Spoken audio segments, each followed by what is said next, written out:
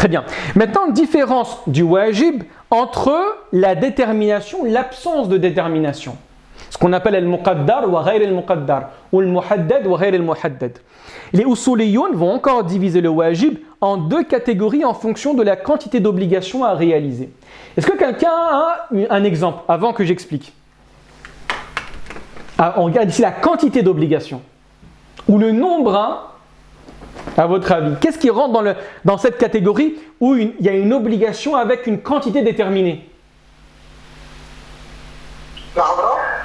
La umrah. Quoi dans la umrah, Sabri?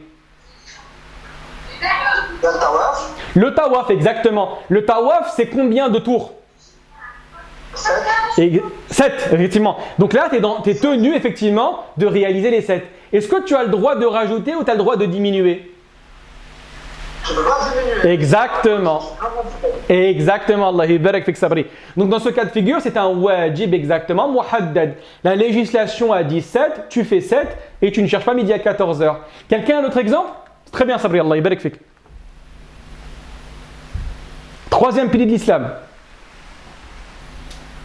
La zakat. Exactement, la zakat, Allah yabarak fik, c'est l'exemple le plus connu. Hein. Effectivement, c'est la zakat. Il y a une quantité déterminée à donner. On ne donne pas plus, on ne donne pas moins en termes d'obligation. On peut donner plus, mais en ayant l'intention de faire la distinction entre l'obligation et l'ajout. Donc faites attention à cela. Allah yabarak fikum.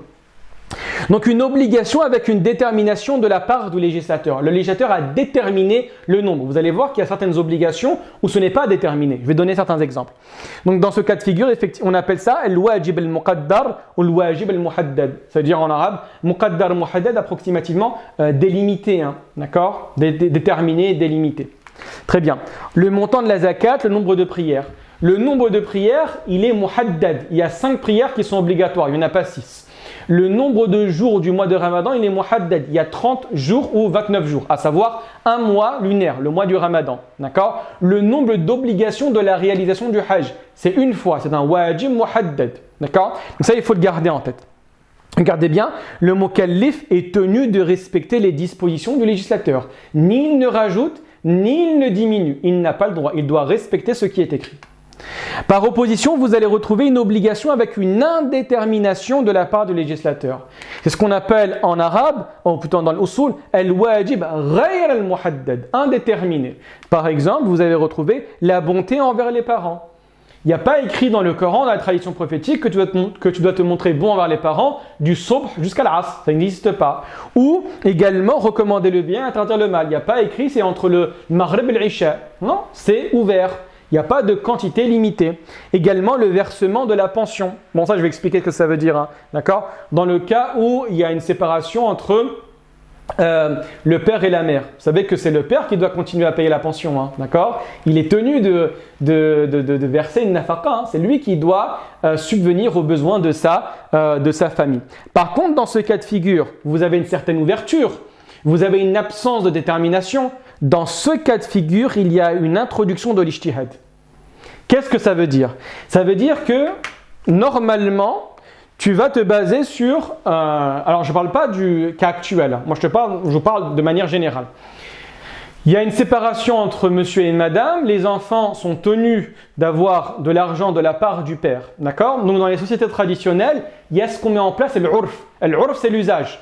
Généralement, c'est leur fournir à manger, ça va être également leur fournir des habits, etc. Mais dans la situation dans laquelle on vit, c'est assez difficile. Dans les sociétés individualistes, l'enfant va peut-être déménager, le père va habiter très loin, etc. Et tant que la femme n'est pas mariée, cette dernière doit recevoir de l'argent si elle ne travaille pas, même si elle travaille pour information, pour le bien de ses enfants. Mais monsieur n'a pas envie de payer. Donc on va partir chez un juge et le juge a le droit de mettre en place une somme déterminée. Cette somme déterminée, à votre avis, il va se baser sur quoi pour la définir? Le coût de la vie. Exactement, le coût de la vie, quoi encore? Les revenus. Les revenus, bien évidemment. Les revenus, exactement. Et le nombre d'enfants, hein, bien évidemment. D'accord? Et quoi encore? Ça va pour ça? Effectivement, c'est... Le loyer du père. Exactement, Allah yabarak fik, effectivement, d'accord? Donc on va prendre tous ces éléments-là et le juge à la fin va faire basculer regardez bien cette obligation, d'un wajib ghayr muhaddad à un wajib muhaddad. D'accord? Donc là, le mujtahid a le droit de donner une détermination. Ça va, ça c'est clair par rapport à ça ou pas? C'est clair pour les deux niveaux? Très bien. Et là, vous allez me poser la question, oui, mais à quoi bon s'intéresser à tout ça? Ben, regardez bien, quand vous connaissez la règle entre les deux, vous allez pouvoir répondre sur qu'est-ce qu'on doit rattraper en islam et qu'est-ce qu'on ne doit pas rattraper. Le mukallaf est tenu de rattraper l'obligation déterminée, wajib muqaddar, avec un nombre déterminé, contrairement à l'obligation indéterminée. Ça veut dire quoi? Une personne qui, 30 ans de sa vie, n'a pas prié, volontairement, en connaissance de cause, elle n'a pas prié, elle n'a pas donné la zakat, elle n'a pas respecté ses parents, d'accord? Et elle n'a pas dit des bonnes paroles. Dans les 4 choses que je viens de dire, 2 obligations muhaddad, 2 obligations ghayr muhaddad. Les 2 obligations muhaddad, donc déterminées, muqaddar ou muhaddad, c'est pareil, c'est la réalisation de la prière et c'est le fait de donner la zakat. Ensuite, la bonté envers les parents, l'autre je vais l'enlever, c'est plus simple. La bonté envers les parents, c'est une obligation, mais c'est pas muhaddad. Donc lui, il va se repentir, il va dire astaghfirullah. Qu'est-ce qu'il va faire par la suite? Il va devoir rattraper ce qui est muqaddar. Donc en d'autres termes, je rattrape la zakat et la prière, mais pas la bonté avec les parents. Vous avez compris comment on fait la différence entre les deux? Ça va, c'est clair ou pas? D'accord? Donc une personne par exemple qui en connaissance de cause n'a pas donné la zakat pendant 5 ans, la 6e année, elle doit récupérer tout ce qu'elle n'a pas donné. D'où l'importance de connaître ces éléments-là. D'où l'importance de savoir. Les savants ont fait simplement une exception pour la personne qui n'a pas prié peut-être pendant 40 ans, 50 ans, 30 ans, 25 ans, etc. Et si on lui impose ou si on lui donne une fatwa pour dire tu dois rattraper 25 ans de prière, il va tout abandonner. Donc là, les savants ont donné une autre fatwa en regardant le maqsad, l'objectif. On sait que si on lui donne cette fatwa, il va tout abandonner. Donc le meilleur, c'est de le préserver. Donc on va lui dire, fais une taouba générale, réalise tes prières convenablement et n'hésite pas à ajouter des prières surérogatoires et davantage quand tu seras à la Mecque ou à Médine. D'accord? Vous avez compris la sagesse derrière cette fatwa ou pas? C'est logique, hein? Oui. Ah, c'est logique. Surtout quand c'est quelque chose qui est une problématique généralisée, qu'on appelle le umum al-balwa. C'est-à-dire c'est un pays où peut-être 80% des personnes ne prient pas. Si tu émets ces fatwas-là, plus personne ne va prier. D'accord? Donc, il faut prendre en considération la fatwa et surtout le contexte. Très bien. Allez, reste environ.